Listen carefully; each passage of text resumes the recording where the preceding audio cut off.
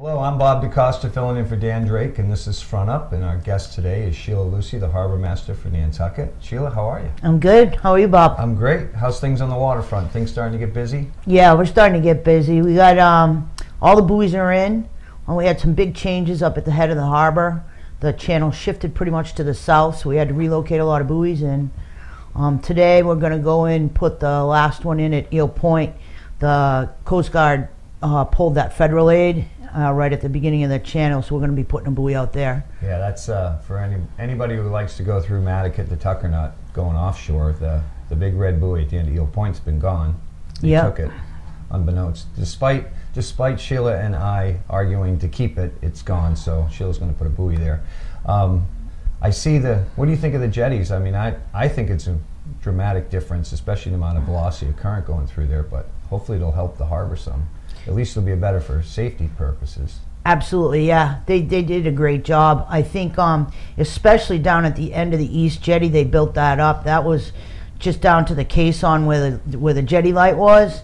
So that's a huge improvement, and I've noticed a big difference in the current.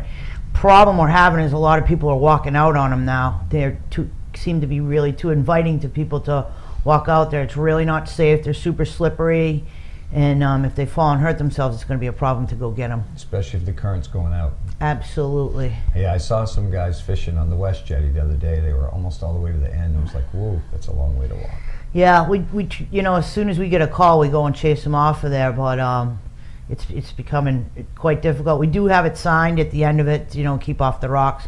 I think once the lifeguards hit the beaches, it'll be easier because they can stop them. They'll see them going, and they'll be able to stop them. And when do the lifeguards start on the beaches? The beaches will be open with lifeguards on June 28th. And that's all the beaches? All 9 beaches that we guard. Great. And then is the pump-up boat up and running in the harbor? Pump-up boat's up and running. We just got it back from Crosby. We had a lot of work done to it. It looks great. It's running perfect, and we've been doing quite a few pump-outs already. Remind me how much we pump out from this harbor every year. I mean, I know it's more than I think any other harbor on the East Coast. It is. Just the town, we do 25,000 gallons average a year, and then the boat basin does triple that. Yeah. So the boat basin is set up pretty nicely for doing pump outs. I mean, they have a pump out almost every 3 slips, so there's no reason for anybody to discharge anything overboard. That brings me to my next subject, gray water. There's a lot of controversy back and forth about gray water and this and that, and washing boats, not washing boats. What's your thought on all of that? Well, we are going with what the Shellfishermen's Association recommended, and they gave us a handout that asks people to just rinse their boats down, use very minimal soap or no soap at all. There's really no reason. It is against a lot of pump gray water over the side.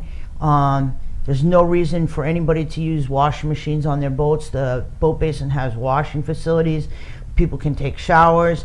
So that should cut down on a lot of it. And everyone is in compliance. We spend a lot of time making sure that people are not pumping gray water over the side.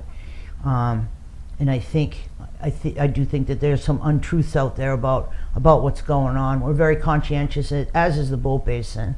Put a lot of time and effort into making sure that the harbor stays as clean as we can, because we know the scallop industry depends on it. Yeah, there's a lot of factors with the scallop industry. I think gray water might have a small percentage of it, but there's a lot of other things that are more pertinent than the gray water. Storm drains, which the town is working diligently to fix, and the fertilizer regulations. We have the regulations in place, but they're difficult to enforce, as you know. Right. And if people don't do the right thing, then it does a lot more damage than help. Exactly. So I guess right now it's a little bit of a lull down in the harbor. We had Fagawi, and that was crazy, and now it's the slow build up to the 4th of July. Right. And when the kids get out of school is when you start seeing the boats calm and more boats getting put in the water. But every day Tom Pier's filling up more and more in the boat basin, and Tim Reinemo's moorings are starting to fill up pretty good. So it's getting exciting. We're excited to get going. The lifeguards started their training, so they're in training for 2 weeks, and we're ready. How many lifeguards do we have total? We have 46 lifeguards total. 46. Wow. Yeah, because Surfside we have 2 stands at Surfside, and like on 4th of July and big weekends we also have a couple stands at Nobadir because that seems to be the hot spot. Right. They do 2 weeks of training. They're trained to the first responder level, and then we also do a ton of just like beach rescues, stuff like that. We had 30 returners this year. And our program got certified by the United States Life Saving Association. We're the only small town in New England that has that's a seasonal lifeguard operation that's been certified as USLA. So we're pretty proud of that.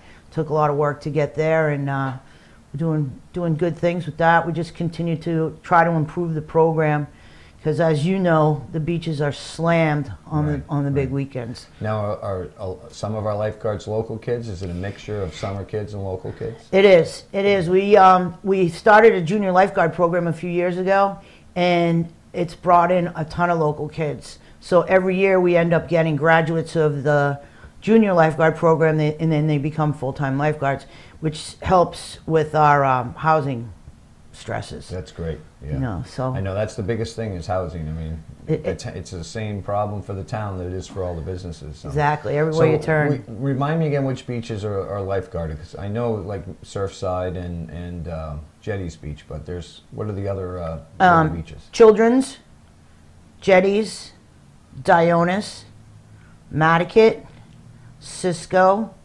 Surfside, Nobadir, Sconset, and Myacomet. Great. So those are the beaches. If you want to go to a beach where there's lifeguards, which if you got little kids, I would strongly urge you to do. But as you know, Nantucket's 50 miles of beach. I see people swimming everywhere. Unfortunately, every now and then we see somebody swimming at Great Point, and they really shouldn't. I mean, last year we had that incident. Ooh. So, you know, we can't stress enough. What was that? Well, Sheila, why don't you tell us what happened with that? Yeah. There was people went out in a kayak, a mother and son, and they got blown way offshore. Fortunately, these guys, we put a call out to see if there was any charter boat guys up there. They stopped what they were doing. They raced to go help them, and they were able to get them back to shore. But that was a huge issue, and we were very nervous about getting there because, you know, it's going to take the Coast Guard a while to get around there. It was a little bit bumpy. It was a little too rough for us to take our boat around. So we were really lucky that we have such a good relationship with the charter boat guys, and they jumped right on it and actually saved those people's lives. Yeah, the rip at Great Point is deceiving, and we, over the course of the summer, luckily there isn't a moment when there isn't one of the charter boats up there.